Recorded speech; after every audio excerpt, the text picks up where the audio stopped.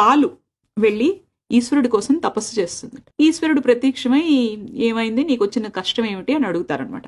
అడిగితే పాలు చెప్తుందట, ఆవు నుంచి వచ్చినప్పుడు ఎంత పరిశుద్ధంగా ఎంత ప్యూర్గా ఉన్నానో, ఈ మనిషి చూడు నాలో పులుపు వేసి నా మనసు విరిచేస్తున్నాడు. నేను చెప్పేది విను, నువ్వు పాలుగా ఉంటే ఒక్కరోజు ఉంటావు, అదే కొద్దిగా పెరుగు వేసి తోడు వేస్తే 2 రోజులు ఉంటావు, చిలికి కవ్వంతో మజ్జిగ చేస్తే పుల్ల పుల్లగా ఇంకో 2 రోజులు ఉంటావు, మజ్జిగలోంచి వెన్నని తీస్తే ఓ వారం రోజులు ఉంటావు, అదే ఆ వెన్న కాచి నెయ్యి చేస్తే ఎన్ని నెలల తరబడి ఉంటావు, ఆ నేతితో దీపం పెడితే నా ముందరే వెలుగుతావు కదా. జీవితంలో కూడా ఎన్నో మార్పులు వస్తూ ఉంటాయి. ఆ పాలల్లాంటి మన మనస్సులో ఆధ్యాత్మిక సాధన అనే పెరుగుతో తోడుపెట్టుకుని, నామస్మరణ అనే కవ్వంతో చిలికి మజ్జిగ కింద చేసుకుని, దైవ చింతన అనే వేడితో కాస్తే జ్ఞానం అనే నేయితో దీపంగా మారి ఈశ్వరుడికి అర్పణ అవ్వగలం.